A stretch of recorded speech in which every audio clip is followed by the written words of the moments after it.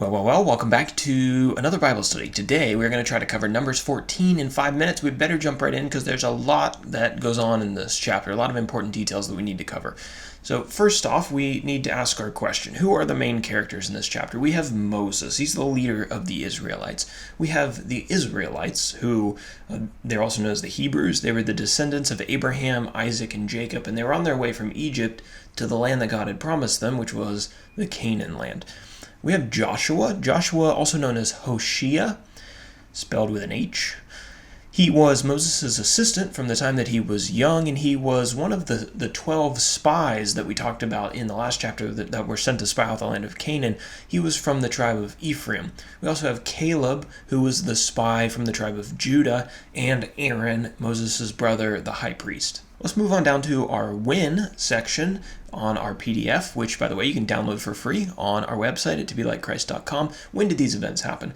The last real timestamp that we have is given in Numbers chapter 10, when the Israelites set out from Mount Sinai to go to the wilderness of Paran, which is where they currently are. That happened on the 20th day of the second month of the second year after Israel left Egypt. So that would place us still in approximately 1490 BC.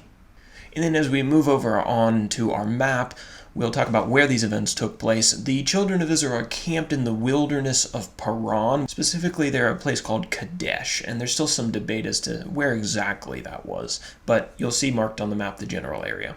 Tensions are going to escalate pretty quickly as we cover the first section of chapter 14, verses 1 through 12. The Israelites rebel against Moses and against God. So remember the last chapter, there were the 12 spies who went into Canaan to spy it out, and they came back with a report saying that the Canaanites were really strong and that they weren't going to be able to take the land, even though God had promised that they would be able to.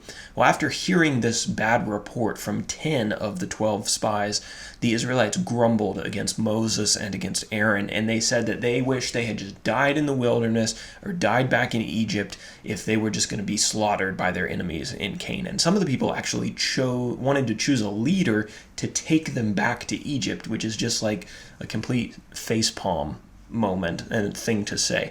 Joshua and Caleb, who were the two spies that had faith that God would give the people the land, they tried to encourage the people that God would empower them to conquer the inhabitants of the land if they put their trust in him, but the people, rather than listen to them, wanted to stone them. To prevent Joshua and Caleb from being stoned, God's glory appeared at the tabernacle, and he threatened to destroy the whole multitude. In verses 13 through 19, even though Moses was the recipient of a lot of hate from the people, he intercedes for the Israelites. So Moses advocated for the people, and he asked God not to destroy them. He was concerned for God's glory. He wasn't saying to forgive the people because they were righteous. He was concerned about God's reputation. He said that if God destroyed the people, then God would no longer be respected by the surrounding nations who had marveled when they heard about God's 10 plagues on Egypt and how God had freed this people from slavery. So Moses then appealed to God's forgiving nature, and he asked for forgiveness for the people. The next 18 verses 20 through 38, talk about the Lord's pardon and his punishment. So God granted Moses' request not to destroy the people. However, he did punish them. The 10 faithless spies that had stirred up this trouble among the people, quote, died by plague before the Lord, verse 37. God then told Moses that no one over the age of 20 would be allowed to enter the land of Canaan except for Joshua and Caleb because they had faith. God was going to punish the Israelites by making them live in the wilderness for 40 years until all the people of the older generation had died.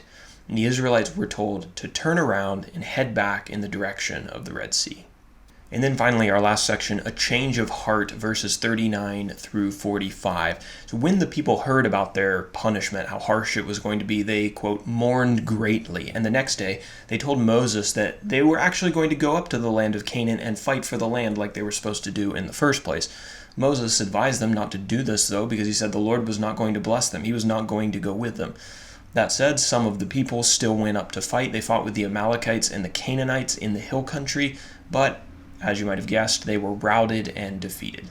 So that is where chapter 14 leaves off. Quite a cliffhanger. We thought that the people were going to go into Canaan and get the land right away, but alas, there's 40 years that we have to wait now. So we'll see what happens in the meantime. Now for our application section. Being on God's side requires you to be in the minority. This is a pattern that we will see repeated throughout the Bible. Trusting God and doing His will has never been popular. Jesus told His disciples that it would always be this way in Matthew chapter 7, verses 13 through 14. So just know that we need to be willing to embrace the place where Joshua and Caleb were. Being a servant of God requires separating yourself from the majority and often from the majority opinions to place your faith in God even when nobody else believes.